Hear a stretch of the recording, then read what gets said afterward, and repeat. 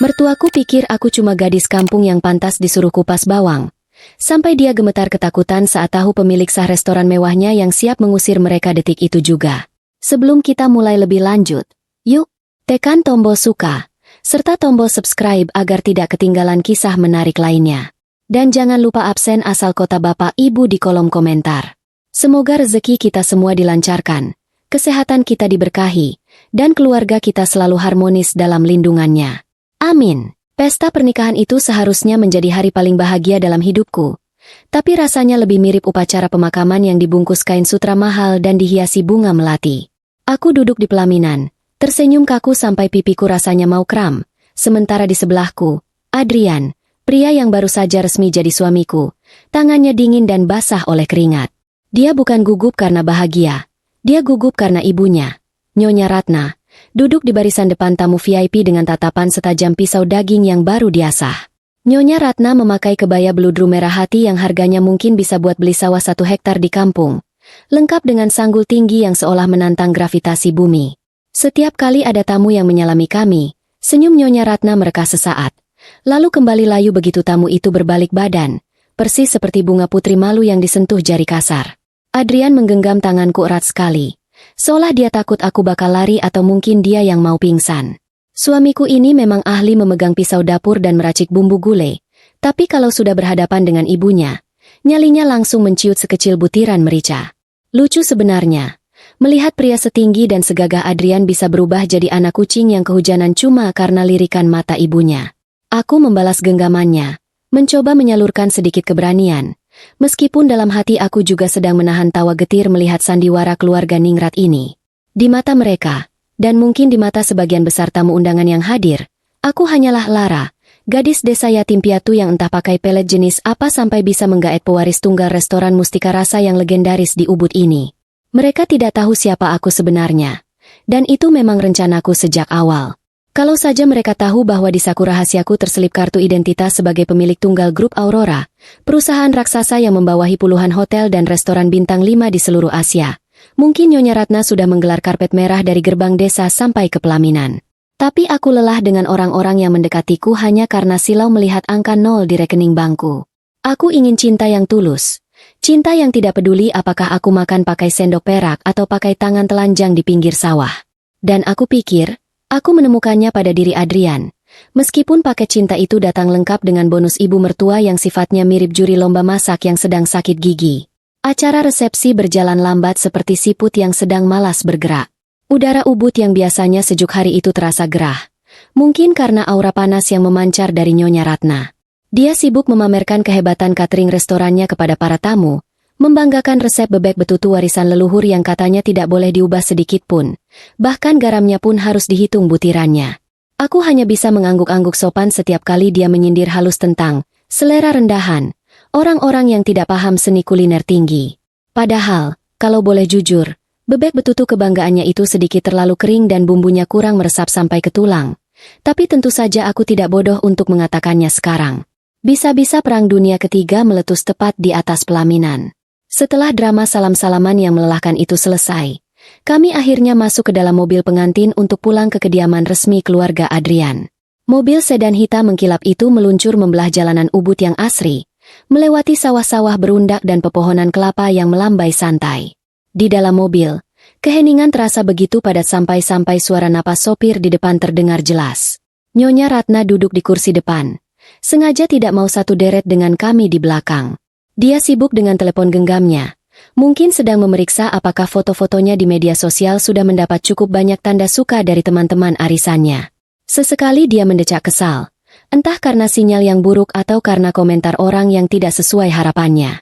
Adrian mencoba mencairkan suasana dengan berbisik pelan padaku, bertanya apakah aku lelah.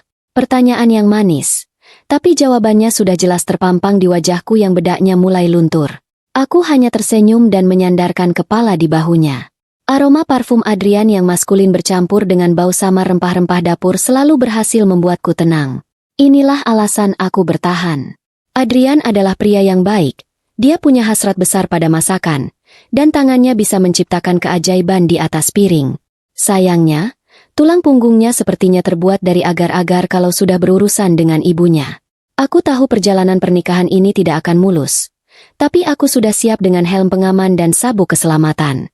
Atau setidaknya, itulah yang aku pikirkan sebelum mobil berbelok memasuki gerbang utama kediaman Mustika Rasa. Gerbang kayu ukiran raksasa terbuka perlahan, menampilkan sebuah komplek bangunan yang lebih mirip istana kerajaan kecil daripada rumah tinggal. Di bagian depan ada restoran utama mereka, sebuah bangunan joglo megah yang selalu penuh dengan turis asing yang rela antre berjam-jam demi mencicipi masakan yang katanya legendaris itu. Di bagian belakang restoran, terpisah oleh taman tropis yang rimbun, berdiri rumah induk tempat keluarga Adrian tinggal. Bangunannya tua tapi terawat, dengan pilar-pilar batu alam dan lantai marmer yang dingin. Kesan angkuh langsung menyeruak begitu kami turun dari mobil. Rumah ini seperti berteriak pada siapa saja yang datang bahwa penghuninya adalah orang penting, orang kaya lama yang memandang rendah orang kaya baru, apalagi orang miskin. Nyonya Ratna turun dari mobil dengan gerakan anggun yang terlatih, tidak mempedulikan sopir yang membukakan pintu. Dia berdiri di teras, menatap aku dan Adrian yang sedang menurunkan koper-koper kami. Tidak ada pelayan yang membantu, dan aku segera sadar bahwa ini bukan karena pelayan sedang libur, tapi ini adalah pesan pertama dari Nyonya Ratna. Di rumah ini, menantu yang tidak diinginkan tidak akan mendapat perlakuan istimewa. Adrian tampak bingung. Dia celingukan mencari asisten rumah tangga yang biasanya sigap, tapi halaman itu sepi senyap. Hanya ada suara jangkrik yang mulai bernyanyi menyambut malam, seolah menertawakan nasib kami. Tanpa basa-basi, Nyonya Ratna memberikan perintah pertamanya. Dia tidak menyuruh kami istirahat atau makan malam, melainkan menunjuk koper-koperku dengan dagunya yang lancip. Dia bilang kamar kami ada di sayap kiri, bagian rumah yang paling tua dan jarang dipakai. Adrian mencoba protes sedikit, mengatakan bahwa kamar utama di lantai 2 sudah disiapkan. Tapi Nyonya Ratna memotong ucapannya dengan nada dingin yang langsung membekukan lidah Adrian. Dia bilang kamar utama sedang direnovasi. Padahal tadi pagi aku lihat tukang kebun lewat situ dan semuanya baik-baik saja. Alasan klise yang bahkan anak SD pun tahu itu bohong. Tapi Adrian, seperti biasa, hanya menelan ludah dan mengalah. Kami menyeret koper-koper itu melintasi lorong panjang yang remang-remang. Dinding lorong dipenuhi foto-foto leluhur keluarga Adrian. Orang-orang tua dengan wajah serius yang sepertinya tidak pernah tersenyum seumur hidup mereka. Mereka menatapku dari dalam bingkai kayu jati, seolah sedang menghakimiku karena berani menginjakan kaki di tanah suci mereka dengan sepatu kets murahan yang aku pakai setelah melepas sepatu hak tinggi tadi. Aku balas menatap foto-foto itu dalam hati, menyapa mereka dengan sopan santun palsu. Halo kakek buyut, cicit menantumu yang kaya raya ini sedang menyamar jadi upik abu. Jangan kaget ya kalau nanti rumah ini aku beli tunai. Batinku sambil menahan senyum geli. Humor adalah satu-satunya perisai mentalku saat ini. Sampai di kamar yang dimaksud, aku hampir tertawa terbahak-bahak kalau tidak ingat situasi. Kamar itu besar, ya, tapi jelas sekali sudah lama tidak dihuni manusia. Baunya apek, campuran antara bau lemari tua dan debu yang sudah menjadi fosil. Jaring laba-laba menggantung indah di sudut plafon, seolah menjadi dekorasi tambahan yang tidak kami minta. Kasurnya keras seperti papan setrikaan, dan spraynya berwarna putih kusam yang sudah menguning di bagian pinggir. Ini bukan kamar pengantin. Ini lebih cocok disebut gudang penyimpanan barang antik yang kebetulan ada kasurnya. Adrian tampak sangat malu. Wajahnya merah padam. Dia minta maaf berkali-kali padaku. Suaranya bergetar penuh rasa bersalah. Aku meletakkan jari di bibirnya, menyuruhnya berhenti minta maaf. Bukan salah dia kalau ibunya punya hobi menyiksa menantu secara psikologis. Aku membuka jendela lebar-lebar, membiarkan angin malam ubud masuk untuk mengusir bau apek itu.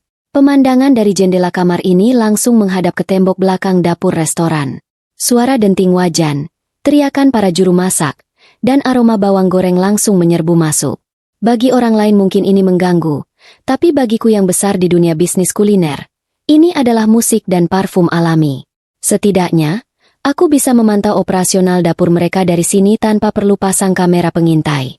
Ada keuntungan tersendiri ditempatkan di tempat buangan ini. Malam itu, kami tidak mendapat makan malam pengantin yang romantis. Nyonya Ratna sudah masuk ke kamarnya dan mengunci pintu, pelayan dapur sudah pulang, dan kulkas di ruang tengah dikunci gembok. Ya, gembok sungguhan. Gembok besi besar yang biasa dipakai untuk mengunci pagar gudang beras. Aku menatap gembok itu dengan takjub. Luar biasa sekali dedikasi mertuaku ini dalam mempersulit hidup orang. Dia pikir aku akan kelaparan dan menangis? Dia tidak tahu kalau aku pernah bertahan hidup dengan makan roti sisa saat merintis bisnisku dulu.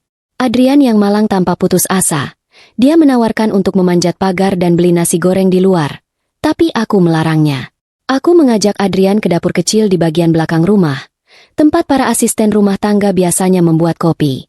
Di sana hanya ada sisa nasi dingin, 2 butir telur, dan sedikit kecap manis. Dengan cekatan, aku menyalakan kompor.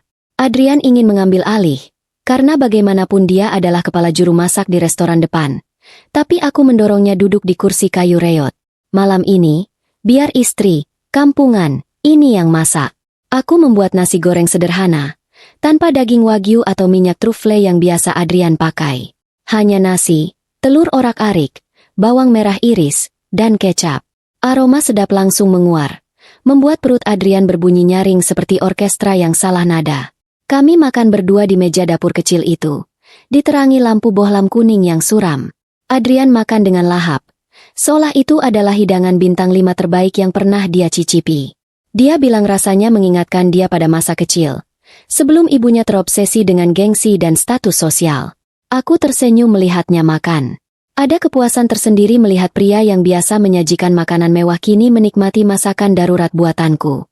Di momen sederhana ini, aku merasa pernikahan kami punya harapan. Selama Adrian masih bisa menghargai hal-hal kecil, aku yakin aku bisa menghadapi ibunya yang ukurannya jumbo itu, baik ukuran ego maupun ukuran sanggulnya. Selesai makan, aku mencuci piring di wastafel yang kerannya agak bocor. Air menetes pelan, tip, tip, tip, seirama dengan detak jam dinding tua. Tiba-tiba, pintu penghubung antara rumah induk dan area restoran terbuka. Nyonya Ratna berdiri di sana, masih lengkap dengan kebaya dan riasannya, seolah dia tidur sambil berdiri seperti kuda. Dia menatap kami dengan pandangan jijik, seolah kami adalah tikus got yang sedang pesta sampah. Dia tidak berteriak, suaranya pelan tapi menusuk, bertanya kenapa kami ada di area dapur kotor ini dan membuat keributan di malam hari. Padahal suara sendok kami pun nyaris tak terdengar. Adrian langsung berdiri tegak, refleks militer yang tertanam akibat didikan otoriter ibunya. Dia tergagap menjelaskan bahwa kami lapar. Nyonya Ratna mendengus. Suara yang keluar dari hidungnya mirip suara banteng yang siap menyeruduk. Dia berjalan mendekat. Matanya meneliti piring kosong bekas nasi goreng kami. Lalu dia mengucapkan kalimat yang akan selalu aku ingat sebagai deklarasi perang resmi darinya. Dia bilang, mulai besok pagi, tidak ada lagi makan gratis di rumah ini. Kalau aku mau makan, aku harus bekerja. Dan pekerjaan yang dia maksud bukan membantu administrasi restoran atau menjadi nyonya rumah, melainkan pekerjaan kasar yang bahkan pelayannya pun enggan kerjakan. Mulai besok jam 4 pagi, kata Nyonya Ratna sambil menatapku lurus-lurus. Kamu ikut ke pasar, belanja bahan baku, angkut karung sayur, dan kupas bawang. Tunjukkan padaku kalau gadis desa sepertimu setidaknya punya kegunaan lain selain cuma numpang hidup di kekayaan anakku. Dia mengucapkan itu dengan senyum kemenangan. Yakin sekali bahwa aku akan menangis atau memohon pada Adrian. Dia menunggu reaksiku. Adrian menatapku cemas, siap menampung air mataku. Tapi, aku mengecewakan mereka berdua. Aku tidak menangis. Aku membalas tatapan Nyonya Ratna dengan senyum tipis. Senyum yang sama tenangnya dengan permukaan danau sebelum badai datang. Dalam hati aku berpikir, oh Nyonya Ratna yang terhormat, kamu baru saja menantang serigala berbulu domba masuk ke kandang ayammu. Kamu mau aku ke pasar? Baiklah. Kamu mau aku kupas bawang? Aku akan memainkan peranku dengan sangat baik. Sampai kamu lupa siapa sutradara sebenarnya di sini. Aku mengangguk pelan dan menjawab dengan suara sopan yang dibuat-buat. Baik, Bu. Saya akan bangun jam 4.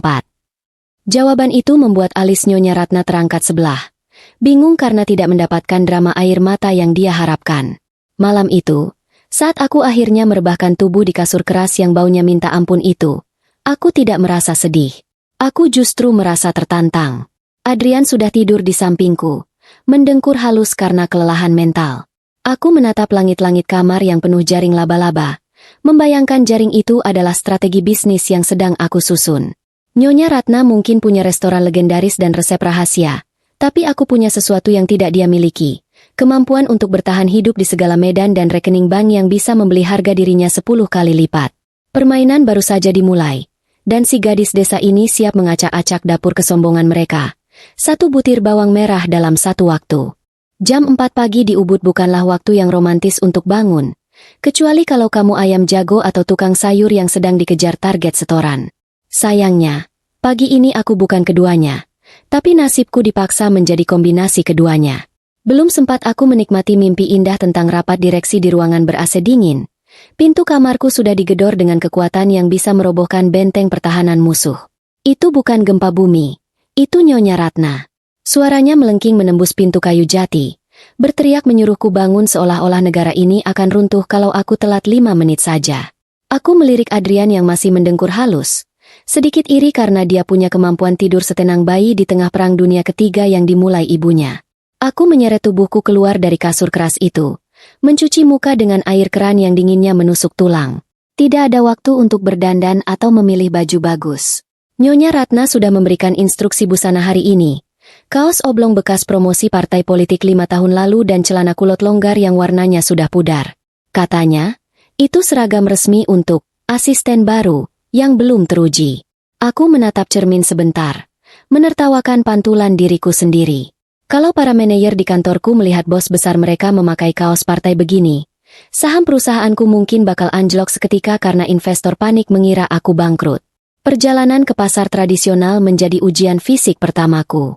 Nyonya Ratna berjalan di depan dengan langkah anggun, mengenakan daster batik sutra dan memegang kipas tangan, sementara aku mengekor di belakang sambil menenteng keranjang anyaman yang ukurannya cukup untuk menampung anak sapi. Pasar itu becek, bau amis ikan bercampur dengan aroma busuk sayur sisa kemarin, tapi Nyonya Ratna melenggang santai seolah dia sedang berjalan di panggung peragaan busana. Setiap kali dia berhenti di lapak langganannya, para pedagang langsung menyapanya dengan hormat yang berlebihan, memuji-muji kecantikannya yang awet muda, padahal jelas-jelas mereka cuma mau menaikkan harga cabai.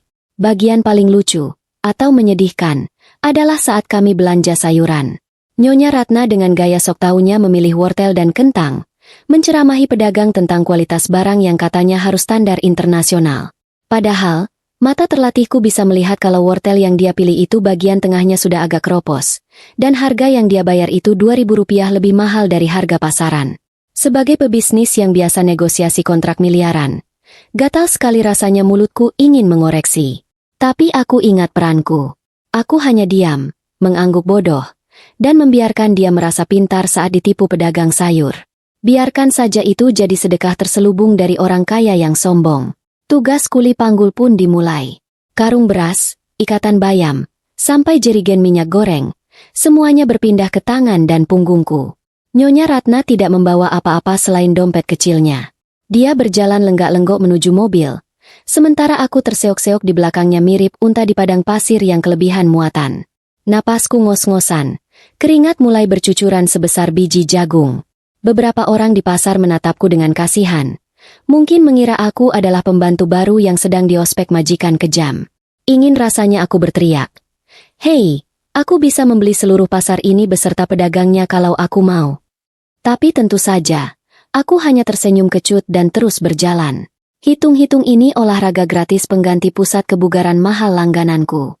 Sesampainya di restoran, penderitaan sesungguhnya baru saja dimulai. Nyonya Ratna tidak mengizinkanku istirahat barang semenit pun untuk minum air. Dia langsung menunjuk tumpukan karung bawang merah di sudut halaman belakang, dekat tempat sampah. Kupas semuanya sampai bersih. Jangan ada sisa kulit sedikit pun. Dan jangan sampai daging bawangnya terbuang. Ingat, bawang mahal. Titahnya sambil berlalu masuk ruangannya yang dingin. Aku menatap tumpukan bawang itu. Jumlahnya mungkin ada 20 kilo. Kalau ini film drama sedih, aku pasti sudah menangis bombay di atas tumpukan bawang itu. Tapi bagiku, ini cuma tantangan motorik halus. Dulu, saat merintis usaha catering pertamaku, aku pernah mengupas bawang lebih banyak dari ini sendirian. Tangan kiriku memegang pisau kecil berkarat yang diberikan Nyonya Ratna, sementara tangan kananku mulai bekerja dengan ritme cepat. Kupas, potong ujung, buang kulit, lempar ke baskom. Kupas, potong, buang, lempar. Mataku mulai berair karena gas bawang yang pedas. Tapi aku tidak peduli. Aku jadikan rasa perih di mata ini sebagai alasan nanti kalau Adrian bertanya kenapa mataku merah. Jadi aku tidak perlu repot-repot akting sedih. Di tengah kesibukanku berperang melawan bawang, Adrian muncul dari pintu dapur utama. Dia sudah rapi dengan seragam koki putihnya yang gagah, lengkap dengan topi tinggi yang membuatnya terlihat berwibawa. Wajah Adrian langsung berubah sendu saat melihatku duduk jongkok di dekat selokan sambil mengupas bawang. Dia bergegas menghampiriku, hendak mengambil pisau dari tanganku. "Sayang, jangan kerjakan ini. Biar aku panggil staf lain," katanya dengan nada panik. Tangannya yang bersih dan wangi sabun mandi mencoba menarik tanganku yang bau bawang. Tapi belum sempat aku menjawab, suara Nyonya Ratna menggelegar dari jendela atas. Rupanya dia memantau kami seperti elang mengincar mangsa. "Adrian, kembali ke dapur utama. Tanganmu itu aset berharga buat meracik bumbu, bukan buat pegang bawang kotor," teriaknya. "Biarkan istrimu yang kerjakan. Dia perlu tahu diri dan tahu rasa susahnya cari uang. Jangan biasakan dia manja." Adrian terdiam, tubuhnya kaku. Dia menatapku dengan tatapan minta maaf yang lagi-lagi membuatku muak sekaligus kasihan. Dia ingin membantuku, tapi ketakutan pada ibunya lebih besar daripada cintanya padaku saat ini. Aku menepuk pelan tangannya dengan punggung tanganku yang kotor, memberinya isyarat untuk pergi saja. "Aku nggak apa-apa, Mas. Sana kerja, nanti supnya gosong," kataku sambil tersenyum meyakinkan. Adrian akhirnya mundur perlahan, kembali masuk ke dunianya yang bersih dan nyaman, meninggalkanku sendirian dengan aroma bawang yang semakin menyengat. Menjelang siang, setelah urusan bawang selesai dan jariku keriput semua, aku mencoba masuk ke dapur utama untuk mencuci tangan di wastafel yang layak. Dapur utama restoran Mustika Rasa memang mengesankan. Kompor-kompor tekanan tinggi menderu, para koki sibuk berteriak pesanan, dan aroma rempah betutu yang kaya memenuhi ruangan. Tapi baru satu langkah kakiku menginjak ubin dapur yang bersih itu, Nyonya Ratna sudah berdiri menghadang di depan pintu, seolah dia adalah penjaga gerbang neraka. Dia menatap kakiku yang memakai sandal jepit kotor, lalu menatap wajahku dengan pandangan merendahkan. "Siapa yang suruh kamu masuk sini?" tanyanya dingin. "Dapur ini adalah area suci. Standar kebersihannya tinggi. Orang kotor dan bau pasar sepertimu dilarang masuk. Kau bisa merusak selera makan pelanggan kalau mereka melihatmu." Kalimat itu tajam, setajam pisau boning yang biasa dipakai memisahkan daging dari tulang. Dia menunjuk ke arah belakang restoran, ke sebuah keran air tua di dekat gudang arang. "Tempatmu di sana. Cuci piring kotor bekas sarapan tamu di keran belakang. Jangan pernah berani-berani menginjakan kaki di dapur utamaku lagi." Aku mundur perlahan, menahan gejolak emosi yang mulai naik ke ubun-ubun. Lucu sekali ironi ini. Dia melarangku masuk karena takut aku merusak standar dapurnya. Padahal dia tidak tahu kalau kompor canggih yang dia banggakan di dalam sana adalah merek yang diproduksi oleh salah satu anak perusahaan milikku. Kalau aku mau jahat, aku bisa saja menelepon pabrik pusat dan mematikan garansi semua alat masaknya sekarang juga. Tapi balas dendam terbaik adalah yang disajikan dingin, bukan? Jadi aku menurut saja, berjalan menuju keran belakang yang dikelilingi lalat. Dari tempatku mencuci piring, aku bisa mengintip sedikit aktivitas di dalam dapur utama lewat jendela kaca yang berdebu. Aku melihat Adrian sedang sibuk mencicipi kuah soto, keningnya berkerut bingung, sepertinya ada rasa yang kurang pas. Nyonya Ratna berdiri di sampingnya, berkacak pinggang sambil mengomel, membuat Adrian semakin gugup.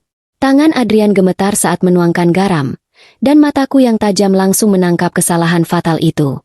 Dia menuangkan garam 2 kali karena panik. Soto itu pasti akan asin sekali. Aku tersenyum miring sambil menggosok piring yang penuh lemak. Silakan nikmati kekacauan kalian. Hari ini aku cuma penonton bayaran yang duduk di kursi paling belakang. Tapi aku tahu persis, panggung sandiwara ini sebentar lagi akan butuh sutradara baru. Dan saat itu tiba, aku akan siap mengambil alih. Suasana di dapur restoran hari ini lebih tegang daripada ruang tunggu dokter gigi saat Gigi Graham munyut-nyutan minta dicabut. Alasannya sederhana tapi mematikan. Hari ini Tuan Baskara, seorang kritikus makanan yang lidahnya terkenal lebih tajam dari silet, dijadwalkan datang untuk makan siang. Di dunia kuliner lokal, satu kalimat pedas dari Tuan Baskara bisa membuat restoran tutup gulung tikar dalam seminggu, tapi satu pujian darinya bisa membuat antrean pelanggan mengular sampai ke jalan raya. Nyonya Ratna sudah mondar-mandir di dapur sejak pagi buta, mengecek setiap sudut sampai ke kolong meja, memastikan tidak ada debu yang berani menempel. Dia memakai kebaya warna emas yang menyilaukan mata, mungkin berharap kilaunya bisa membiaskan penilaian si kritikus. Bencana yang sebenarnya baru terungkap pukul 10 pagi, Saat kurir bahan baku datang membawa kabar buruk yang sukses membuat wajah Nyonya Ratna pucat pasi seperti mayat hidup. Penyuplai daging sapi impor kualitas terbaik yang biasa kami gunakan membatalkan pesanan secara sepihak. Alasannya? Stok kosong. Tapi aku tahu alasan sebenarnya. Di balik celemek kumal yang kupakai sambil mengepel lantai, aku tahu persis kalau penyuplai itu memutus hubungan kerja karena tagihan bulan lalu belum dibayar. Biasanya, akulah yang diam-diam membereskan masalah administrasi seperti ini lewat transferan dari rekening pribadiku dengan dalih bantuan teman. Tapi kali ini aku membiarkannya. Aku ingin melihat bagaimana ratu drama ini menangani kerajaannya yang mulai keropos tanpa uang suntikan dariku. Kepanikan langsung melanda dapur seperti wabah penyakit menular. Adrian berdiri mematung di depan talenan, memegang pisau mahalnya dengan tangan gemetar. Menu andalan yang akan disajikan untuk Tuan Baskara adalah bistik sapi saus lada hitam, sebuah hidangan yang sangat bergantung pada kualitas daging. Tanpa daging sapi impor yang lembut itu, Adrian tahu dia dalam masalah besar. Nyonya Ratna mulai berteriak-teriak, menyalahkan semua orang mulai dari kurir, asisten dapur, sampai cuaca yang katanya bikin sial. Dia tidak sadar kalau teriakan histerisnya justru membuat konsentrasi para koki buyar. Garam tumpah, bawang gosong, dan suasana makin kacau. Sebagai seseorang yang tumbuh besar di antara panci dan wajan, naluri masaku berontak melihat kekacauan ini. Sebenarnya ada solusi sederhana. Daging sapi lokal yang ada di kulkas pendingin bisa diolah menjadi selembut daging impor kalau tekniknya benar. Kuncinya ada pada marinasi menggunakan enzim alami dari buah nanas atau daun pepaya, ditambah teknik pemotongan melawan serat yang presisi. Itu trik dasar yang harusnya diketahui semua koki. Tapi Adrian sepertinya terlalu panik untuk berpikir jernih. Dia malah berniat merebus daging itu lama-lama. Sebuah kesalahan fatal yang akan membuat saripati dagingnya hilang dan teksturnya hancur seperti bubur kasar. Aku menghela napas panjang, meletakkan kain pelku di sudut ruangan, dan memberanikan diri mendekati meja kerja Adrian. Kasihan juga melihat suamiku keringat dingin begitu. Aku berpura-pura mengambil sampah kulit bawang di dekat kakinya, lalu berbisik pelan, sepelan mungkin agar singa betina di ujung sana tidak dengar. Mas, jangan direbus. Pakai parutan nanas sedikit saja. Diamkan 10 menit, lalu panggang dengan api besar sebentar. Itu bakal nyelamatin teksturnya. Bisikku cepat. Adrian menoleh. Matanya yang tadi kosong tiba-tiba berbinar. Dia sadar itu ide brilian. Dia baru saja mau membuka mulut untuk menjawab. Tapi bencana lain datang lebih cepat dari kilat. Apa yang kau lakukan di sana? Hah? Suara Nyonya Ratna menggelegar, memantul di dinding keramik dapur. Dia berjalan cepat ke arah kami. Langkah kakinya menghentak keras. Dia melihatku yang sedang jongkok di dekat Adrian, dan otaknya yang penuh prasangka langsung menyimpulkan hal terburuk. Kau mau meracuni makanan anakku? Atau kau mau mengotori area steril ini dengan kuman-kuman dari baju kotor itu? Tunjukannya tepat di depan hidungku. Jarinya yang penuh cincin emas gemerincing berisik. Adrian mencoba membelaku. Suaranya kecil dan ragu-ragu. Bu, Lara cuma mau kasih saran soal dagingnya. Kalimat itu belum selesai, tapi Nyonya Ratna sudah tertawa. Tawanya sumbang dan meremehkan. Tawa yang biasa dikeluarkan penjahat di sinetron sore hari. Dia menatapku dari ujung rambut sampai ujung kaki dengan pandangan yang membuatku merasa seperti kecoa yang baru keluar dari lubang got. Saran? Ulangnya dengan nada tinggi. Seorang gadis kampung yang seumur hidupnya cuma makan ikan asin dan sambal terasi, berani memberi saran pada koki profesional lulusan luar negeri? Kau pikir dapur bintang 5 ini sama dengan dapur umum di desamu? Dia mengambil serbet kotor yang ada di meja dan melemparnya ke wajahku. Kain itu bau minyak dan peninggalan sisa bumbu, mendarat tepat di pipiku. Tahu dirilah sedikit. Otakmu itu tidak akan sampai untuk memahami seni kuliner kami. Tugasmu cuma membersihkan lantai, bukan sok pintar mengajari caraku berbisnis. Seluruh aktivitas di dapur berhenti. Para asisten koki, tukang cuci piring, bahkan lalat yang terbang pun seolah berhenti untuk menonton adegan penghinaan ini. Wajahku terasa panas, bukan karena malu pada mereka, tapi karena menahan amarah yang rasanya ingin meledak. Adrian menunduk dalam-dalam, tidak berani menatapku, apalagi menatap ibunya. Dia kembali sibuk dengan dagingnya, pura-pura tidak mendengar caci maki ibunya, memilih menyelamatkan posisinya daripada membela harga diri istrinya. Sikap pengecutnya itu lebih menyakitkan daripada lemparan serbet kotor ini. Aku memungut serbet itu dari lantai dengan tenang, melipatnya rapi, dan meletakkannya kembali di meja. Tidak ada gunanya berdebat dengan orang yang telinganya tertutup ego. Aku menatap Nyonya Ratna sekilas, memberikan senyum tipis yang penuh arti. Maaf, Bu. Silakan lanjutkan masakannya. Semoga Tuan Baskara punya gigi yang kuat hari ini, kataku pelan, lalu berbalik badan dan kembali mengambil kain pelku. Aku mundur ke sudut ruangan, kembali menjadi bayangan yang tidak dianggap. 1 jam kemudian, Tuan Baskara datang. Dia duduk di meja terbaik dengan pemandangan taman. Wajahnya serius sambil memegang pulpen dan buku catatan kecil. Nyonya Ratna menyambutnya dengan senyum manis buatan, membungkuk-bungkuk hormat. Tak lama, hidangan bistik sapi itu keluar, dibawa dengan nampan perak yang mengilap. Tampilannya cantik, hiasannya sempurna, tapi aku tahu apa yang ada di dalamnya. Adrian tidak mengikuti saranku. Dia tetap menggunakan metode lamanya pada daging lokal yang seratnya keras itu. Dari celah pintu dapur, aku melihat momen kebenaran itu. Tuan Baskara memotong daging itu dengan pisau. Sekali iris, tidak putus. 2 kali iris, masih menempel. Dia harus menekan pisau itu sekuat tenaga, sampai urat lehernya terlihat menegang, baru daging itu terpotong. Saat dia memasukkan potongan itu ke mulutnya, kunyahannya lambat dan berat. Wajahnya mengkerut, alisnya menyatu. Itu bukan ekspresi kenikmatan, itu ekspresi seseorang yang sedang mengunyah ban dalam sepeda motor. Dia meletakkan garpu dengan keras, meminum air putih banyak-banyak, lalu menulis sesuatu di buku catatannya dengan gerakan cepat dan kasar. Nyonya Ratna yang berdiri di kejauhan tampak gelisah. Kipas tangannya bergerak makin cepat seperti baling-baling helikopter. Dia belum tahu kalau di buku catatan itu, nasib restorannya sedang ditulis dengan tinta merah. Aku melanjutkan mengepel lantai dengan hati yang ringan, bersenandung kecil. Mereka menolak saran dari pemilik jaringan restoran terbaik di Asia demi ego semata. Sekarang, biarkan mereka menelan akibatnya. Sealot daging sapi yang gagal mereka masak itu. Pelajaran hari ini, jangan pernah meremehkan orang yang memegang sapu, karena mungkin saja dia yang memegang kunci kesuksesanmu. Malam itu dapur restoran berubah menjadi zona perang tanpa gencatan senjata. Lebih panas dan lebih berisik daripada pasar saham saat harga anjlok. Acara makan malam akbar sedang berlangsung di ruang depan. Sebuah upaya putus asa Nyonya Ratna untuk memulihkan nama baik restoran setelah insiden daging alot tempo hari. Semua kompor menyala penuh, asap mengepul di mana-mana, dan para koki berlarian seperti atlet lari estafet yang sedang membawa panci panas. Aku sendiri sedang sibuk mengangkut tumpukan piring kotor yang beratnya bisa bikin punggung encok, berjalan hati-hati di pinggiran dapur agar tidak menabrak siapapun. Rasanya aku seperti prajurit infanteri yang tersesat di tengah pertempuran jenderal, mencoba bertahan hidup tanpa senjata selain spons cuci piring. Di tengah kekacauan itu, ada satu panci keramat yang dijaga lebih ketat daripada brankas bank sentral. Panci tembaga kuno itu berisi saus bumbu rahasia, warisan leluhur, nyawa dari hidangan utama malam ini. Nyonya Ratna sendiri yang meraciknya, berdiri di dekat kompor dengan gaya sok eksklusif, melarang siapapun mendekat dalam radius 2 meter. Dia memakai sepatu hak tinggi runcing yang sama sekali tidak cocok untuk lantai dapur licin.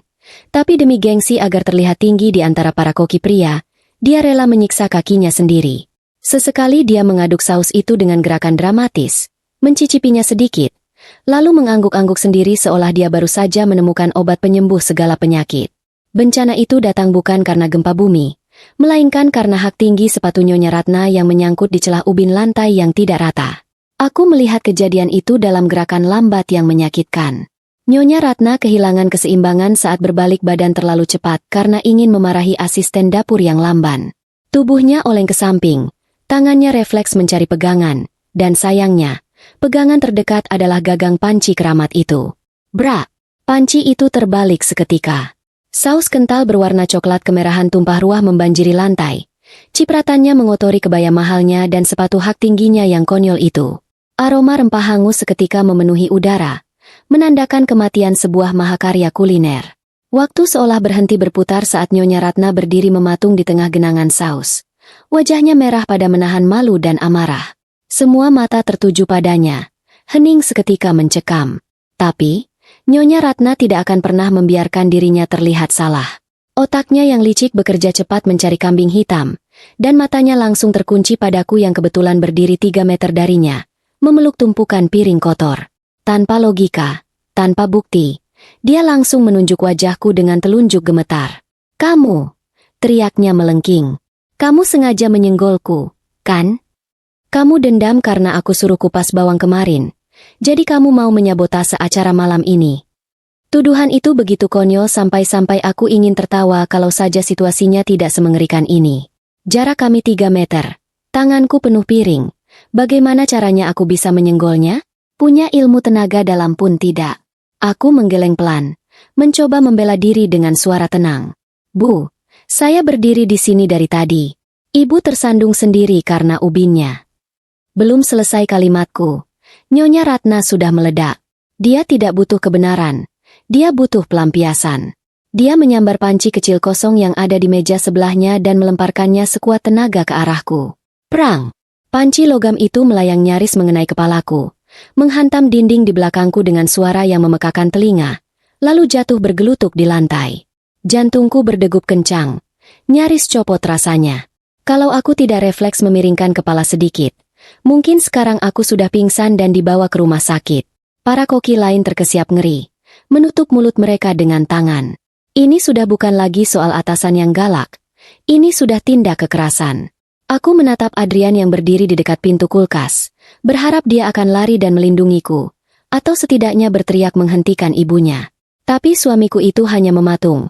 Wajahnya pucat pasi, matanya memancarkan ketakutan yang menyedihkan. Dia diam saja, membiarkan istrinya dilempar panci seperti binatang liar. Suara Nyonya Ratna terdengar dingin dan tajam, membelah keheningan dapur yang mencekam, lebih menakutkan daripada teriakannya tadi. Dia berjalan mendekatiku, tidak peduli sepatunya lengket oleh saus yang dia tumpahkan sendiri. "Sudah cukup," desisnya. "Aku sudah muak melihat wajah melasmu di sini. Malam ini juga, tentukan pilihanmu. Pergi dari dapurku, keluar dari rumah ini, dan ceraikan anakku sekarang juga. Atau..." Dia berhenti sejenak untuk memberi efek dramatis. Matanya menatapku dengan kebencian murni. "Atau kau tetap di sini, tapi kau tidak akan pernah lagi melihat matahari. Kau akan mendekam di gudang belakang, mencuci piring kotor seumur hidupmu tanpa gaji, tanpa status, diperlakukan lebih rendah dari pelayan termurah sekalipun. Pilih." Ultimatum itu menggantung di udara, berat dan menyesakan. Aku menatap noda saus di lantai yang perlahan merembes ke sela-sela ubin, merasa kasihan pada saus itu karena punya pemilik senaif dan sejahat ini.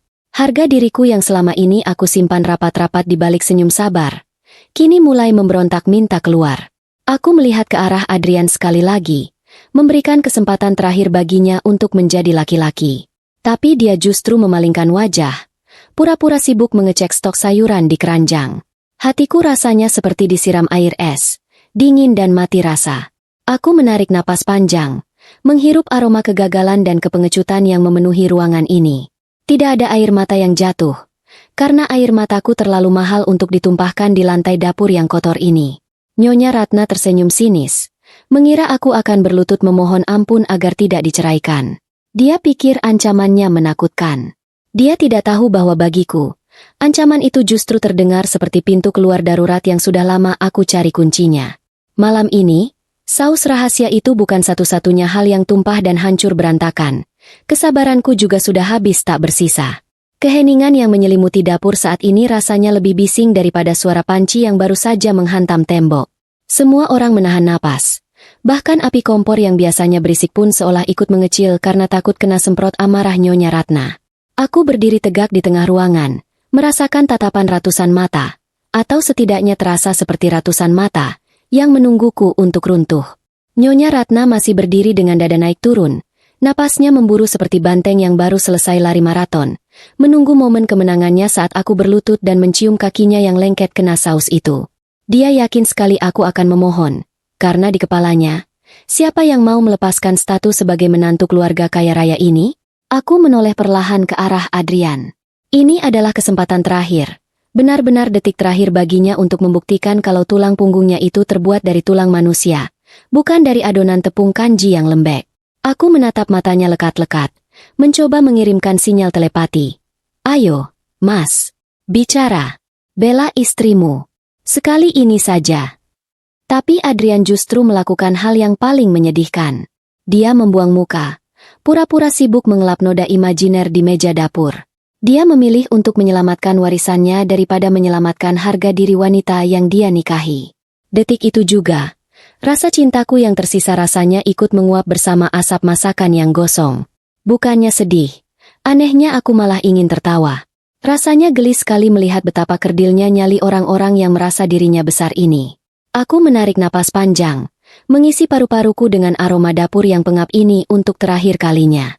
Perlahan, tanganku bergerak ke belakang pinggang. Bukan untuk mengambil senjata. Tenang saja, aku bukan pembunuh bayaran meski saat ini wajah Nyonya Ratna sangat minta dibereskan. Tanganku meraba simpul tali celemek kumal yang sudah menemaniku berminggu-minggu ini. Celemek yang penuh noda minyak, bau bawang, dan saksi bisu betapa bodohnya aku mau diperbudak di sini. Dengan gerakan santai, seolah aku sedang melepas baju pantai usai berjemur, aku menarik tali simpul itu. Sret! Ikatan itu terlepas. Kain kotor itu melorot dari badanku. Aku melipatnya, bukan karena aku rajin, tapi karena aku ingin mengulur waktu biar mereka penasaran, lalu meletakkannya dengan lembut di atas meja kerja Adrian, tepat di samping tangannya yang gemetar. Aku pilih pilihan pertama, Bu, kataku dengan suara tenang, setenang penyiar radio yang membacakan ramalan cuaca cerah. Mata Nyonya Ratna membelalak, mulutnya sedikit terbuka, mungkin kaget karena skenario di kepalanya berantakan. Dia mengharapkan drama air mata, bukan ketenangan yang mematikan seperti ini. Apa? Kau berani menantangku? Tanyanya gagap, wibawanya yang angkuh mendadak goyah. Bukan menantang, Bu. Saya cuma menuruti perintah Ibu. Jawabku sambil tersenyum tipis. Ibu bilang suruh pilih, kan? Ya sudah, saya pilih pergi. Saya pilih cerai. Dan saya pilih untuk tidak lagi jadi babu gratisan di dapur ini. Aku menoleh ke Adrian yang kini menatapku dengan wajah pucat pasi, seperti orang yang baru melihat hantu di siang bolong. Mas, jaga dirimu baik-baik ya. Ingat pesan saya soal daging sapi tadi. Jangan direbus terlalu lama. Nanti alot kayak hatimu. Sindirku halus. Adrian membuka mulutnya. Mungkin ingin memanggil namaku, tapi tidak ada suara yang keluar. Dia benar-benar sudah kehilangan suaranya di hadapan ibunya. Tanpa menunggu balasan dari mereka yang masih membeku karena syok, aku membalikan badan dan melangkah keluar dari dapur. Langkahku terasa ringan. Seringan kapas yang tertiup angin. Para pegawai dapur yang lain minggir memberiku jalan, menatapku dengan campuran rasa kagum dan ngeri. Mungkin dalam hati mereka bersorak, atau mungkin mereka kasihan karena mengira aku akan jadi gelandangan setelah ini. Ah, kalau saja mereka tahu, justru akulah yang paling kaya di ruangan ini. Aku berjalan melintasi halaman belakang menuju kamar suram tempat kami tinggal. Di dalam kamar, aku tidak butuh waktu lama untuk berkemas. Tidak ada gaun sutra atau perhiasan berlian yang perlu kubawa, karena memang aku tidak pernah dibelikan apa-apa. Aku menarik tas punggung kecilku dari kolong tempat tidur. Isinya cuma beberapa potong baju kaos, celana jeans, sikat gigi, dan sebuah buku catatan resep pribadiku. Oh, dan tentu saja dompetku yang berisi kartu, sakti, yang selama ini aku sembunyikan di lapisan paling dalam. Sebelum menutup tas, aku melihat ke arah meja rias butut di sudut kamar. Di sana tergeletak cincin kawin kami. Cincin emas muda dengan berlian seukuran butiran gula pasir yang dibelikan Adrian dengan uang tabungannya yang pas-pasan. Atau setidaknya itu yang dia bilang, padahal aku tahu itu uang sisa belanja ibunya. Aku memungut cincin itu, menimang-nimangnya sebentar. Cincin ini tadinya simbol janji suci, tapi sekarang cuma terlihat seperti lingkaran logam murahan yang mengikatku pada penderitaan. Aku meletakkannya kembali di meja dengan bunyi klak yang pelan. Biarlah cincin itu di situ, sebagai kenang-kenangan untuk Adrian bahwa dia pernah punya istri yang tulus tapi dia sia-siakan. Aku keluar dari kamar itu tanpa menoleh ke belakang sedikit pun. Tidak ada rasa sentimental, tidak ada keinginan untuk memeluk guling bau apek itu sebagai salam perpisahan. Aku berjalan menuju gerbang samping, menghindari lewat restoran depan karena aku malas kalau harus berpapasan dengan tamu undangan yang mungkin sedang menikmati makanan alot buatan Adrian. Udara malam di luar gerbang terasa berbeda. Segar, bebas, dan yang paling penting, tidak bau bawang dan kemunafikan. Saat aku melangkah keluar dari area properti restoran Mustika Rasa, seorang satpam tua yang sedang merokok di pos jaga menatapku bingung. Loh, Mbak Lara mau kemana malam-malam bawa tas? Disuruh belanja lagi sama Nyonya. Tanyanya polos. Aku tertawa kecil. Tawa yang benar-benar lepas. Enggak, Pak. Saya sudah pensiun dini. Mau cari makan malam yang lebih enak dari masakan di dalam sana. Jawabku asal. Satpam itu garuk-garuk kepala yang tidak gatal. Bingung dengan jawabanku. Aku melambaikan tangan padanya dan terus berjalan menyusuri trotoar Ubud yang mulai sepi. Suara jangkrik dan gemerisik daun kelapa menyambutku. Aku merogoh saku celana, mengambil ponsel pintarku yang selama ini sengaja aku matikan datanya agar tidak terlacak oleh karyawan kantorku yang mungkin panik mencari bosnya. Aku menekan tombol daya. Layar menyala terang menampilkan logo Aurora Group. Notifikasi pesan dan panggilan tak terjawab langsung membanjir masuk, membuat ponselku bergetar hebat seperti sedang kejang-kejang. Ratusan pesan dari asisten pribadiku, dari manajer operasional, dari pengacara perusahaan. Aku tersenyum lebar. Liburan menyamarku sebagai upik abu sudah selesai. Drama rumah tangga menyedihkan ini sudah tamat episodenya. Sekarang, saatnya kembali ke dunia nyata. Aku mengetik satu pesan singkat untuk asisten pribadiku. Jemput saya di titik biasa, Ubud. Bawa mobil yang nyaman.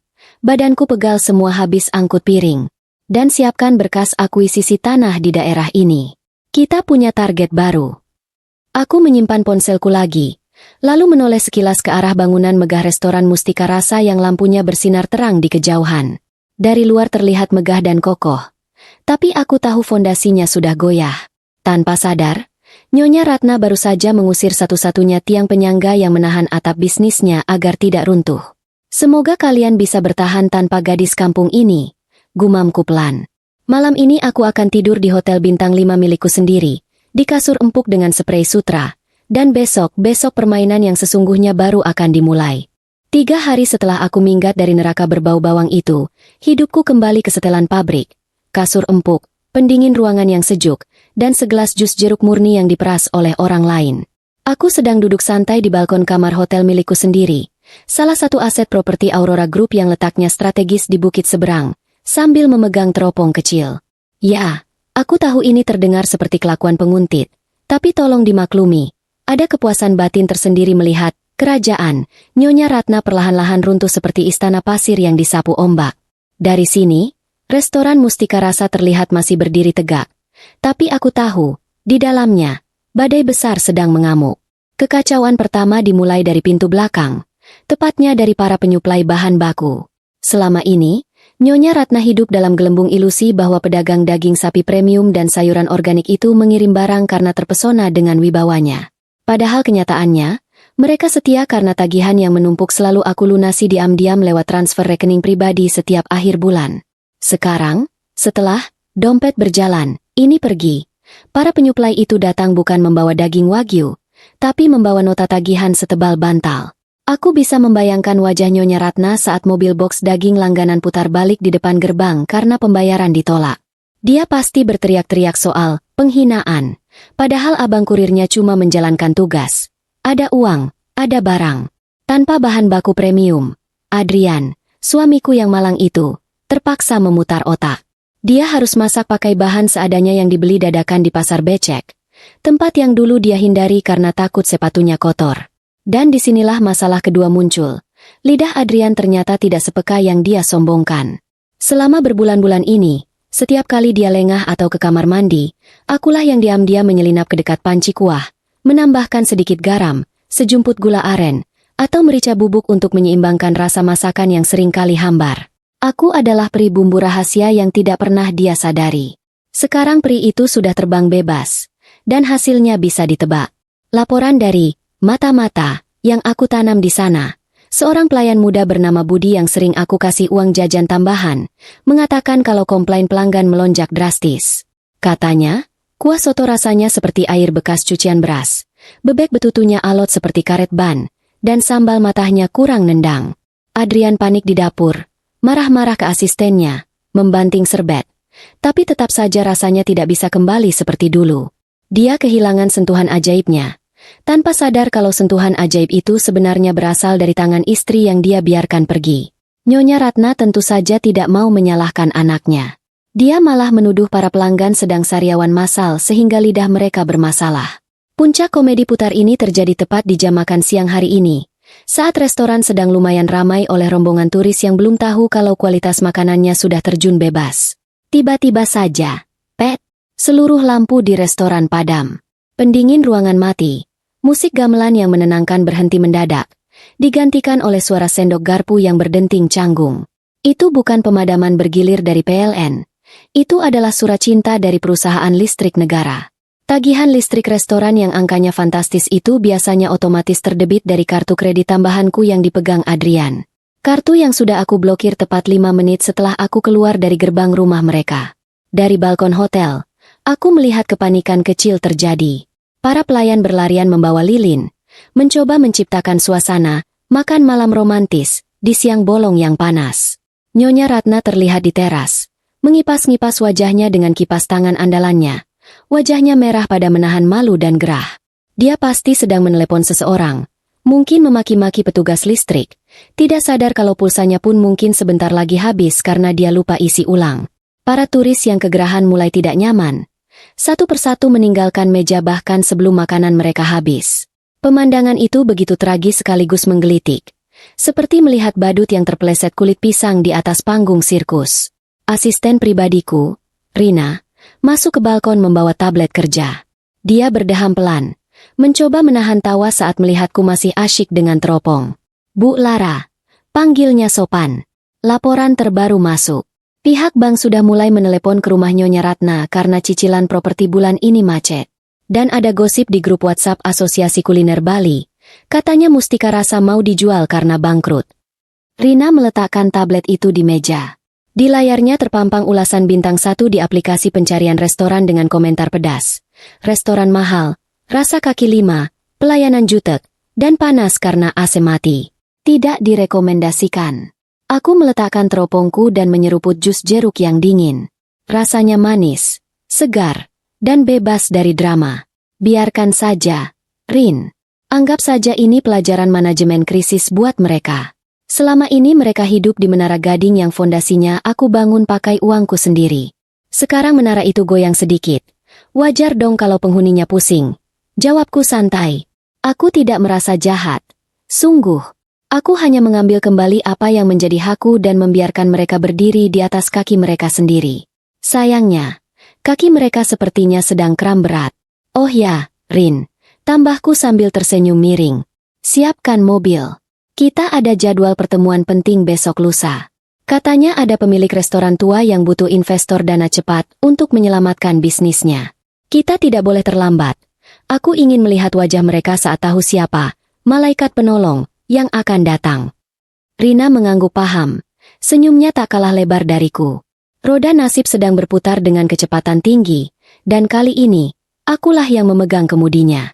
Restoran Mustika Rasa mungkin kehilangan kualitas bintang 5-nya. Tapi pertunjukan drama yang mereka sajikan sungguh layak dapat piala. Suasana di dalam mensyah Nyonya Ratna lebih suram daripada rumah hantu yang sudah lama tidak dikunjungi hantu. Listrik memang sudah menyala kembali. Setelah Nyonya Ratna terpaksa menjual 2 set perhiasan emas antiknya ke Pegadaian, tapi aura di rumah itu tetap redup. Di ruang tengah, Nyonya Ratna duduk di sofa beludru merahnya, memijat pelipis yang mungkin berdenyut-denyut seperti irama musik dangdut. Di depannya, Adrian duduk menunduk. Tampak 10 tahun lebih tua hanya dalam waktu seminggu. Wajahnya kusut, rambutnya acak-acakan, dan seragam kokinya yang biasanya putih bersih kini ada noda kuning kunyit yang belum sempat dicuci. Bagaimana bisa tagihan listriknya sampai 50 juta sebulan? Siapa yang pakai listrik sebanyak itu? Setan? Omel Nyonya Ratna untuk yang ke-1000 kalinya. Dia masih dalam fase penyangkalan.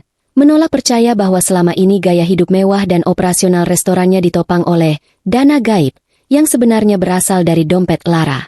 Adrian menghela napas panjang. Suara napasnya berat seperti orang yang memikul karung beras. Bu, itu biaya wajar untuk chiller daging, freezer, oven industri, dan AC sentral yang nyala 24 jam. Dulu Lara yang urus semua auto debitnya. Aku nggak pernah cek, jawab Adrian pelan. Menyebut nama Lara, dengan nada takut-takut, seolah nama itu adalah mantra terlarang yang bisa memanggil petir. Jangan sebut nama gadis pembawa sial itu, sentak Nyonya Ratna. Dia pergi, dan lihat apa yang terjadi. Dia pasti sudah mengutuk rumah ini sebelum minggat. Dasar gadis kampung tidak tahu diuntung. Nyonya Ratna kembali ke hobi barunya, menyalahkan orang lain atas ketidakbecusannya sendiri. Tiba-tiba, suara motor berhenti di depan gerbang. Bukan motor butut tukang sayur, tapi motor kurir ekspedisi kilat. Seorang pria berseragam oranye mengetuk pagar dengan sopan. "Paket dokumen penting untuk Nyonya Ratna," teriaknya. Nyonya Ratna langsung sigap berdiri, matanya berbinar. "Pasti dari bank. Pasti mereka mau kasih keringanan kredit," serunya penuh harap, bergegas keluar mengambil amplop tebal berwarna coklat itu. Dia kembali ke ruang tengah dengan langkah ringan, merobek segel amplop dengan tidak sabaran. Namun, begitu dia membaca kop surat di lembar pertama, keningnya berkerut. "Aurora Hospitality Group," eja Nyonya Ratna terbata-bata. "Ini perusahaan apa? Kok kantor pusatnya di Singapura?" Dia membaca isi surat itu dengan teliti. Semakin ke bawah matanya bergerak, semakin lebar senyum di bibirnya merekah. Surat itu berisi tawaran investasi dan akuisisi strategis untuk restoran Mustika Rasa. Di situ tertulis dengan bahasa yang sangat sopan dan memuji, bahwa grup investor internasional ini tertarik menyelamatkan restoran legendaris yang sedang mengalami tantangan finansial sementara, karena potensi sejarah dan resep warisannya yang luar biasa. Mereka mengundang pemilik restoran untuk pertemuan eksklusif di kantor perwakilan mereka di Jakarta lusa, lengkap dengan tiket pesawat kelas bisnis yang sudah terlampir. "Adrian, lihat ini," pekik Nyonya Ratna histeris, melompat-lompat kecil seperti anak ABG yang baru dapat tiket konser. "Kita diselamatkan. Ada investor asing dari Singapura yang mau suntik dana. Mereka tahu nilai sejatiku. Mereka tahu Mustika Rasa itu aset berharga." Adrian mengambil surat itu, membacanya sekilas. "Tapi Bu, ini tulisannya, akuisisi. Itu artinya mereka mau beli kepemilikan kita. Ibu yakin mau jual saham restoran?" tanyanya ragu. "Ah, kamu ini bodoh sekali," cibir Nyonya Ratna sambil mengibaskan tangannya. "Akuisisi itu cuma bahasa kerennya kerjasama. Nanti ibu yang akan nego. Ibu akan pastikan kita tetap jadi pemilik. Mereka cuma kasih uang. Lihat ini, tiket pesawat kelas bisnis. Hotel bintang 5 di Jakarta. Ini artinya mereka menghormati kita sebagai bangsawan kuliner. Adrian. Bukan seperti gadis kampung itu yang cuma bisa bikin masalah." Ibu dan anak itu langsung sibuk. Suasana suram mendadak berubah jadi hiruk-pikuk persiapan. Nyonya Ratna membongkar lemarinya, mencari gaun terbaik yang belum dia jual ke toko baju bekas. Dia memilih gaun sutra ungu terong dengan payet berkilauan, ingin tampil secetar mungkin di depan para investor bule. Adrian dipaksa memangkas rambutnya dan menyetrika jas lamanya.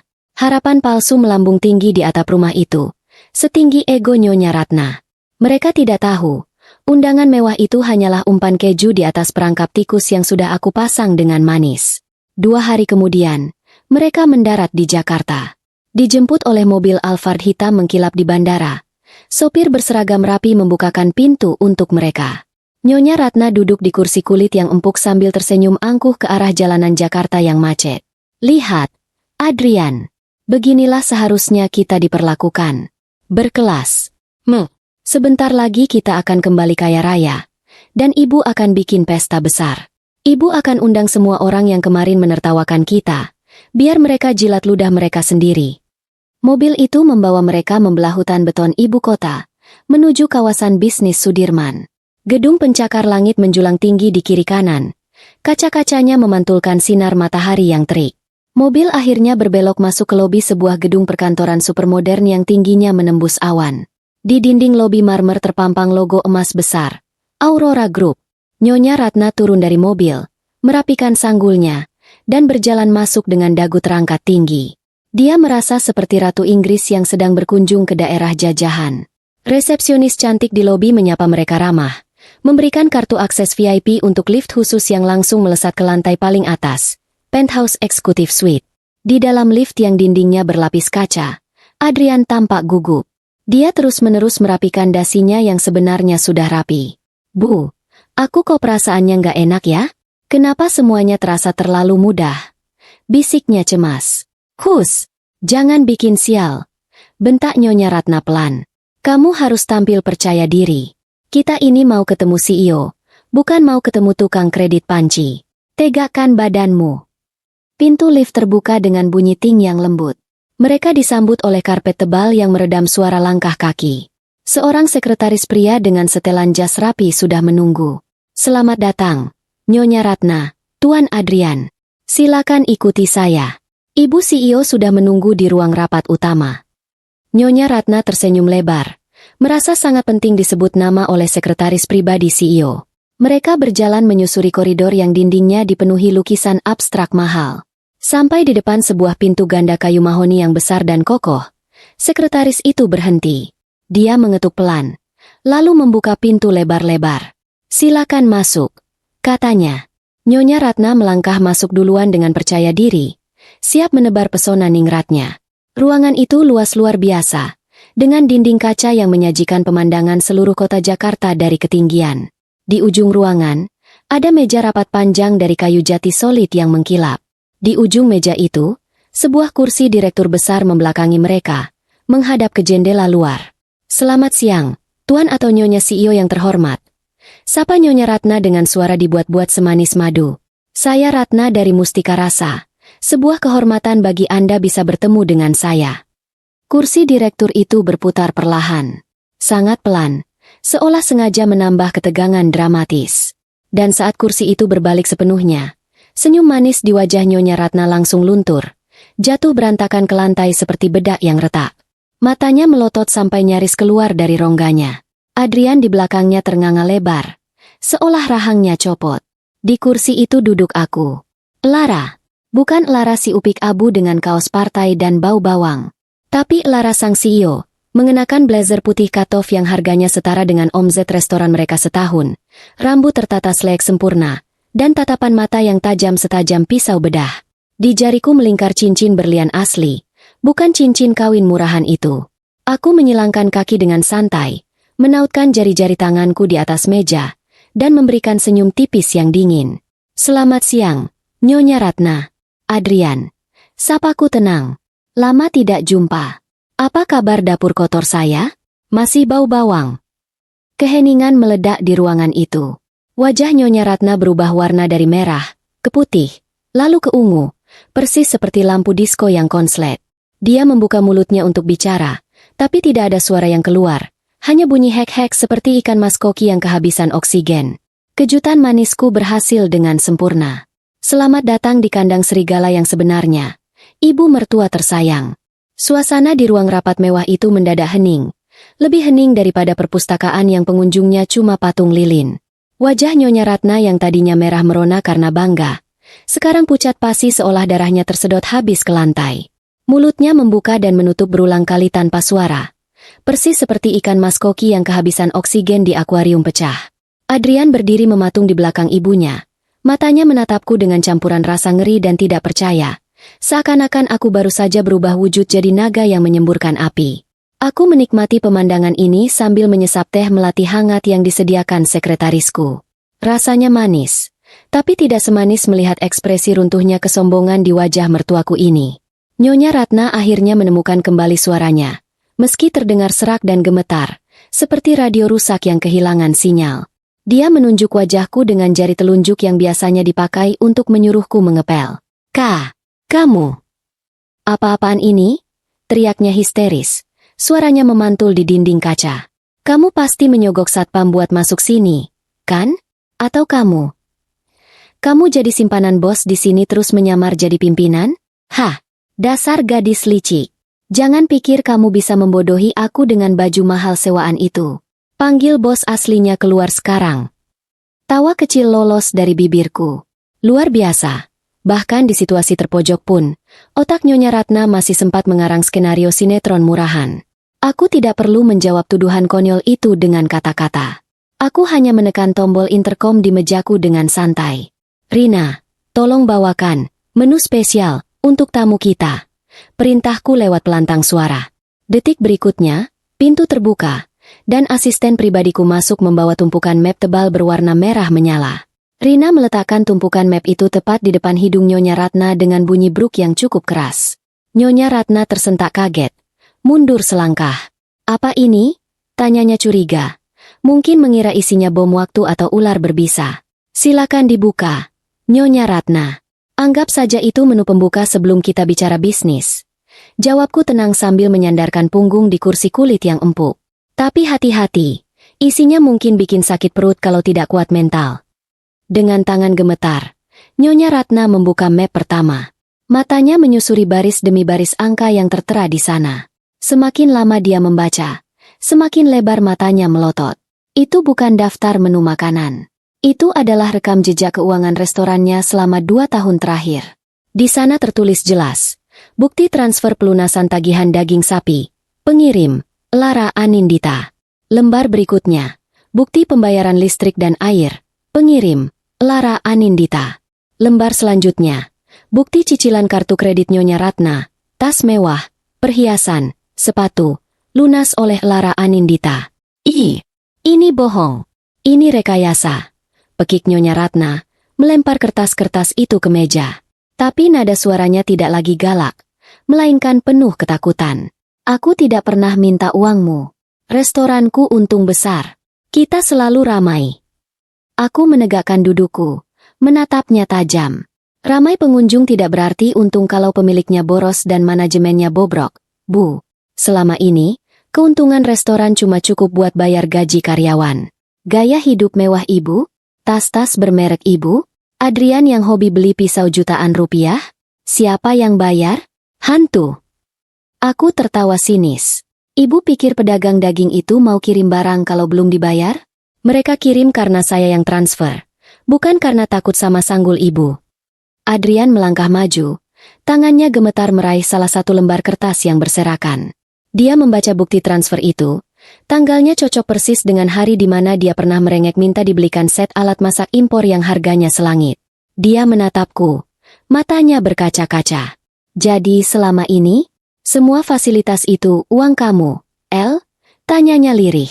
Suaranya penuh penyesalan. Tapi bagiku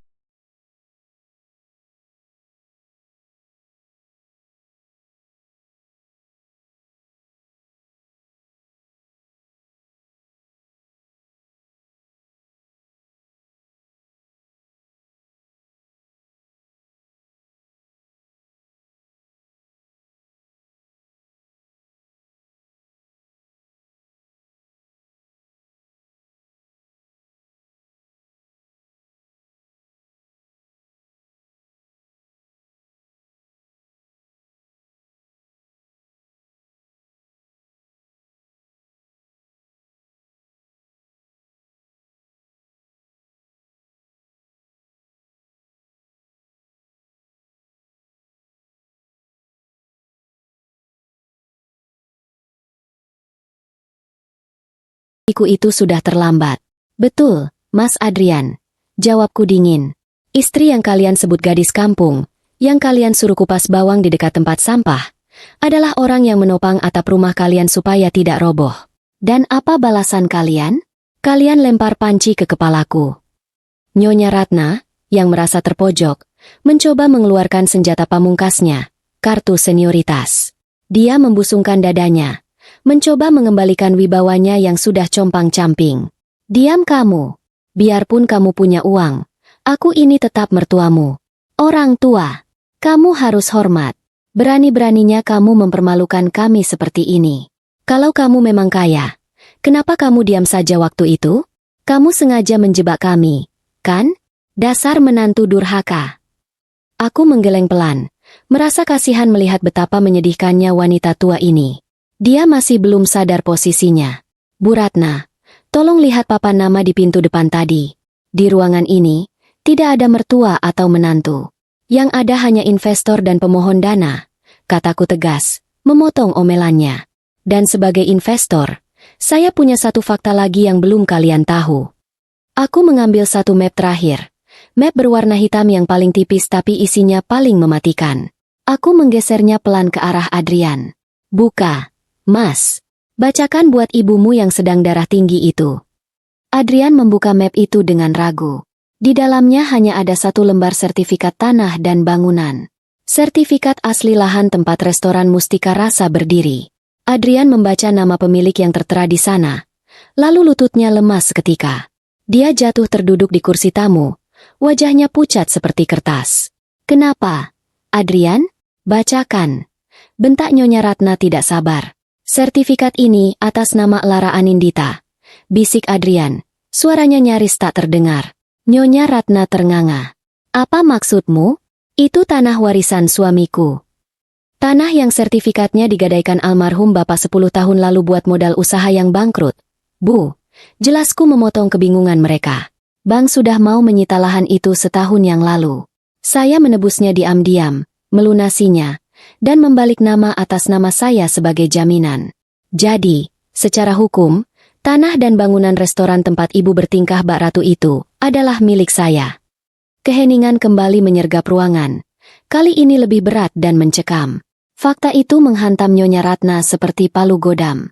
Rumahnya, restorannya, kerajaannya, ternyata bukan miliknya. Dia hanyalah penumpang gratisan yang menumpang di properti milik, pembantu, yang dia usir. Kakinya goyah, dan dia merosot duduk di kursi di sebelah Adrian. Tatapan matanya kosong, seolah jiwanya baru saja melompat keluar lewat jendela. Jadi, lanjutku sambil berdiri dan berjalan menuju jendela besar yang menghadap kota Jakarta, memunggungi mereka. Kalian datang ke sini minta suntikan dana untuk menyelamatkan restoran yang berdiri di atas tanah saya?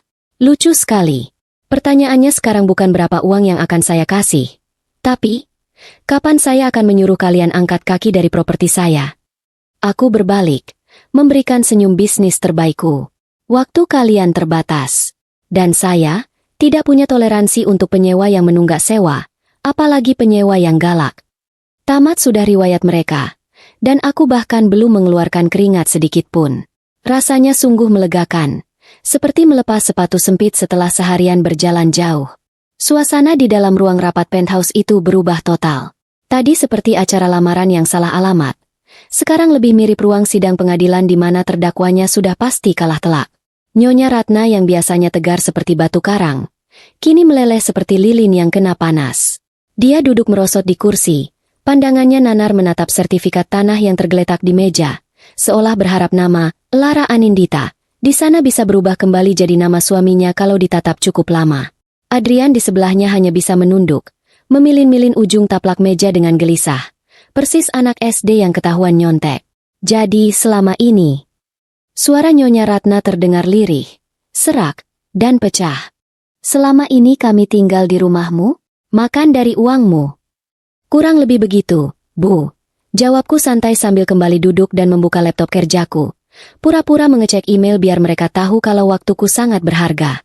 Bedanya, dulu saya ikhlas karena saya anggap kita keluarga. Tapi ibu sendiri yang bilang, kan? Tidak ada makan siang gratis. Nah, sekarang saya setuju. Tagihan makan siang gratis kalian selama 2 tahun ini sudah jatuh tempo. Nyonya Ratna tiba-tiba menegakkan badannya. Matanya yang tadi kosong kini berkaca-kaca. Bukan, itu bukan air mata penyesalan. Aku tahu persis jenis air mata itu. Itu air mata buaya. Air mata strategi terakhir seorang manipulator ulung. Dia tiba-tiba bangkit dari kursi dan berjalan tertatih-tatih ke arahku. Tangannya terulur gemetar. Lara, anakku. Rintihnya dengan nada memelas yang dibuat-buat, mencoba meraih tanganku. Ibu hilaf. Nak, ibu cuma ingin mendidikmu jadi wanita tangguh. Itu semua ujian. Ya, ujian mental. Ibu sayang sama kamu, makanya ibu keras. Maafkan ibu ya, sayang. Kita lupakan semua ini. Kamu pulang yuk, kamar utamamu sudah siap. Kok, ibu akan pecat semua pelayan biar kamu yang jadi nyonya rumah, ya? Aku menarik tanganku sebelum kulit keriputnya yang penuh gelang emas itu menyentuhku. Skenario, mertua insaf dadakan. Ini terlalu klise dan aktingnya jelek sekali. Bahkan tidak layak masuk nominasi Piala Citra tingkat kecamatan. Bu Ratna, tolong hentikan. Ini memalukan. Potongku tegas. Saya bukan anak kecil yang bisa disogok permen setelah dipukul rotan. Dan, ujian mental, itu namanya penyiksaan, Bu. Jangan bungkus kekejaman ibu dengan alasan mendidik. Adrian akhirnya mengangkat kepalanya. Dia menatap ibunya dengan pandangan tak percaya, lalu beralih menatapku. Lara aku minta maaf. Ucapnya pelan. Aku tahu aku salah. Aku pengecut. Aku nggak pantas minta apa-apa. Tapi, tolonglah ibu. Restoran itu hidupnya. Kalau kamu ambil semuanya, ibu bisa mati. Mas, Aku menatap Adrian lurus-lurus. Ibumu tidak akan mati karena kehilangan harta. Dia akan tetap hidup. Cuma bedanya nanti dia harus belajar masak air sendiri. Justru kalau saya biarkan kalian terus-terusan hidup dalam ilusi ini, kalian yang akan hancur pelan-pelan. Kalian butuh realita. Dan realita itu rasanya memang pahit. Sepahit obat. Aku menekan tombol intercom lagi. Rina, tolong panggil tim legal masuk. Pintu terbuka, dan 3 orang pengacara berjas hitam masuk dengan wajah serius, membawa tumpukan dokumen yang lebih tebal dari novel sejarah. Mereka meletakkan dokumen itu di depan Nyonya Ratna dan Adrian. Itu adalah surat pengambil alihan aset dan pemutusan hak guna bangunan. Ini kesepakatannya, kataku. Nada bicaraku berubah menjadi mode bisnis penuh. Saya akan mengambil alih operasional restoran dan kepemilikan tanah sepenuhnya, mulai hari ini.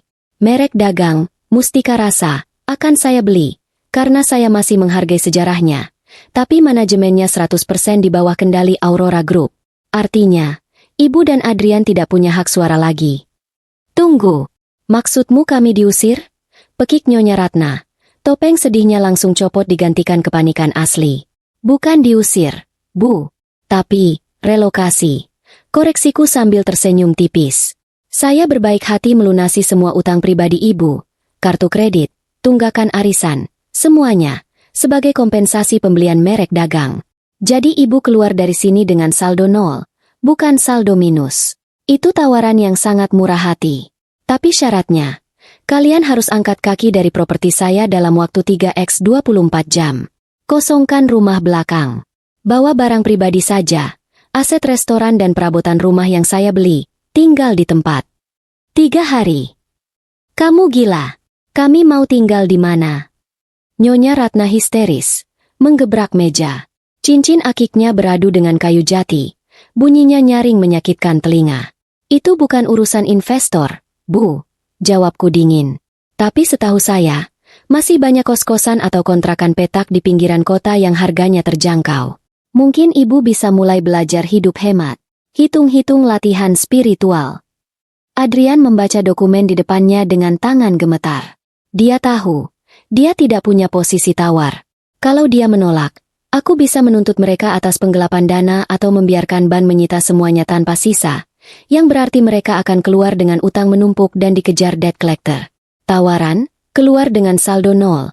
Ini sebenarnya adalah tiket emas keselamatan mereka, meskipun rasanya seperti menelan paku. Dengan berat hati, Adrian mengambil pulpen yang disodorkan pengacara. Bu, tanda tangani saja. Bisiknya parau pada ibunya. Kita nggak punya pilihan. Lara benar. Tanah ini miliknya. Kita sudah kalah. Tidak. Aku tidak mau. Ini restoranku. Warisanku. Nyonya Ratna meronta, menolak memegang pulpen. Dia menangis meraung-raung. Kali ini tangisan asli karena kehilangan hartanya yang berharga. Pemandangan itu menyedihkan, tapi juga membuatku muak. Dia menangisi hartanya, bukan menangisi kesalahannya. Kalau Ibu tidak mau tanda tangan, tidak apa-apa, kataku sambil berdiri, bersiap pergi. Tapi besok pagi, tim eksekusi bank dan polisi akan datang untuk penyitaan paksa. Dan saya pastikan semua media meliputnya. Judul beritanya pasti menarik. Nyonya Besar Mustika Rasa diusir paksa karena utang gaya hidup. Pikirkan nama baik keluarga yang Ibu banggakan itu. Ancaman tentang nama baik dan media adalah serangan telak. Nyonya Ratna langsung diam. Wajahnya pucat membayangkan dirinya masuk koran gosip sebagai orang miskin yang diusir. Dengan tangan gemetar hebat dan isak tangis yang tertahan, dia akhirnya menyambar pulpen itu. Goresan tanda tangannya di atas kertas itu kasar dan berantakan. Simbol dari hatinya yang hancur lebur. Begitu tanda tangan itu dibubuhkan, aku merasa beban di pundakku terangkat. Selesai sudah. Urusan legal beres. Urusan emosional lunas. Aku mengambil dokumen itu, menyerahkannya pada pengacaraku. Terima kasih atas kerjasamanya. Kataku sopan tapi berjarak. Mobil perusahaan akan mengantar kalian kembali ke bandara. Tiket pulang kalian kelas ekonomi. Ya, maaf. Anggaran untuk tamu VIP sudah ditutup. Aku berjalan keluar ruangan tanpa menoleh lagi, meninggalkan mereka berdua yang duduk lemas seperti balon kempes di kursi mewah itu. Adrian sempat memanggil namaku pelan. Lara. Tapi aku terus melangkah. Tidak ada lagi yang perlu dibicarakan. Pintu tertutup di belakangku, memisahkan masa laluku yang pahit dengan masa depanku yang cerah. Di koridor, aku tersenyum pada Rina. Ayo makan siang, Rin. Aku pengen makan soto daging. Tapi cari yang dagingnya empuk ya. Jangan kayak soto buatan mantan suamiku. Rina tertawa, dan kami berjalan beriringan menuju lift, meninggalkan drama keluarga itu terkunci di masa lalu. 1 tahun ternyata waktu yang cukup lama untuk mengubah nasib seseorang. Entah itu naik ke puncak gedung pencakar langit atau terjun bebas ke selokan pasar malam. Hari ini, Ubud sedang cerah-cerahnya. Seolah semesta ikut merayakan peresmian wajah baru properti yang dulu bernama Mustika Rasa.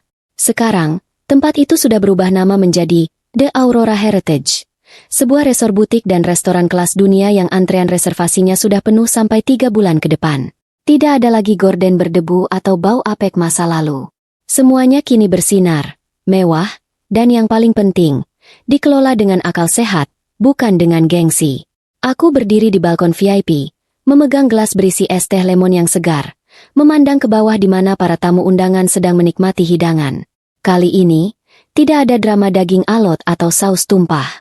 Dapurku diawasi oleh koki eksekutif bertangan besi yang tidak akan membiarkan sebutir garam pun meleset dari takaran. Rasanya melegakan sekali bisa bernapas tanpa harus mencium aroma bawang yang menempel di baju. Tapi, di tengah hingar-bingar kesuksesan ini, ada rasa penasaran kecil yang menggelitik hati. Seperti apa kabar keluarga lama ku sekarang?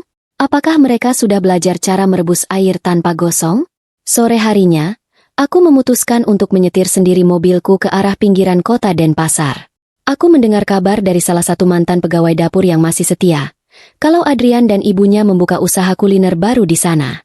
Bukan restoran mewah tentu saja, karena uang saku, perpisahan, yang aku berikan waktu itu hanya cukup untuk modal warung tenda. Aku memarkir mobilku agak jauh, di balik bayangan pohon besar, lalu menurunkan kaca jendela sedikit. Pemandangan di seberang jalan sana sungguh kontras dengan kemewahan yang baru saja aku tinggalkan di Ubud. Di trotoar yang ramai dan berdebu, berdiri sebuah tenda terpal berwarna oranye yang warnanya sudah agak pudar. Ada spanduk kain yang ditulis tangan dengan cat minyak, bunyinya, "Warung makan Bu Ratnao Adrian rasa bintang 5, harga kaki 5." Aku hampir tersedak ludah sendiri membacanya. Branding mereka masih saja membawa embel-embel, bintang 5. Padahal lokasinya persis di samping got yang airnya hitam pekat. Aku menyipitkan mata, mengamati aktivitas di dalam tenda itu. Dan di sanalah mereka. Pemandangan yang membuatku merasa seperti sedang menonton film komedi tragis. Nyonya Ratna, wanita yang dulu haram hukumnya menyentuh piring kotor, kini sedang berdiri di depan ember besar berisi air sabun yang berbusa keruh. Dia tidak lagi memakai kebaya sutra atau sanggul tinggi anti badai. Dia hanya memakai daster batik rumahan yang kusam, rambutnya diikat asal-asalan dengan karet gelang, dan kakinya memakai sandal jepit karet yang warnanya beda sebelah. Seorang pelanggan, bapak-bapak supir angkot yang tampak lelah, berteriak memanggilnya. "Bu, ini mejanya lengket. Lap dulu dong, gimana sih?" bentak bapak itu. Dulu, kalau ada yang berani membentaknya begitu, Nyonya Ratna pasti sudah melempar orang itu dengan panci. Tapi hari ini, dia hanya menghela napas panjang, wajahnya terlihat lelah dan pasrah. Dia mengambil lap kotor dari bahunya, berjalan terseok-seok menghampiri meja itu, dan mulai mengelapnya sambil bergumam pelan. Mulutnya komat-kamit, mungkin sedang memaki dalam hati atau mungkin sedang menyesali nasib. Kuku-kuku tangannya yang dulu rajin manicure kini pendek dan hitam kena noda bumbu. Karma ternyata punya cara yang sangat detail dalam bekerja. Lalu aku melihat Adrian. Dia berdiri di balik gerobak masak. Keringat bercucuran membasahi kaos oblongnya yang tipis. Dia sedang mengaduk wajan besar berisi nasi goreng dengan gerakan cepat dan cekatan. Tidak ada lagi keraguan atau tangan gemetar seperti dulu saat dia memegang pisau mahal di dapur mewahnya. Api kompor menderu panas, menyambar-nyambar wajahnya. Tapi dia tidak mundur. Dia melayani pesanan dengan tangkas, membungkus nasi, menerima uang receh, dan memberikan kembalian. Jujur saja, melihat Adrian seperti itu, ada sedikit rasa hormat yang tumbuh di hatiku. Dia akhirnya menjadi laki-laki. Dia bekerja keras, benar-benar bekerja dengan keringatnya sendiri, bukan berlindung di balik ketiak ibunya atau uang istrinya. Kehidupan jalanan yang keras telah menempa tulang punggungnya yang dulu lunak menjadi baja. Dia terlihat lebih kurus, lebih kusam, tapi matanya terlihat lebih hidup. Dia sedang belajar arti tanggung jawab dengan cara yang paling brutal. Tiba-tiba, Adrian mendongak. Dia mengelap keringat di dahinya dengan lengan baju, lalu pandangannya terkunci pada sesuatu di seberang jalan, tepat di atas posisiku parkir. Aku mengikuti arah pandangnya. Di sana, terpampang sebuah baliho raksasa yang baru dipasang tadi pagi. Gambar wajahku yang sedang tersenyum lebar, anggun dan percaya diri, dengan tulisan besar, Lara Anindita membawa cita rasa Nusantara ke panggung dunia. Adrian terpaku menatap baliho itu. Tangannya yang memegang spatula turun perlahan. Ada tatapan kerinduan, penyesalan, dan rasa malu yang campur aduk di matanya. Dia melihat wanita yang dulu dia sia-siakan, wanita yang dia biarkan dikina ibunya, kini tersenyum raksasa di atas kepalanya, seolah menjadi dewi yang tak terjangkau. Nyonya Ratna yang sedang membawa piring kotor ikut berhenti dan melihat ke arah baliho itu. Bahunya merosot turun, seakan beban hidupnya tiba-tiba bertambah berat 2 kali lipat.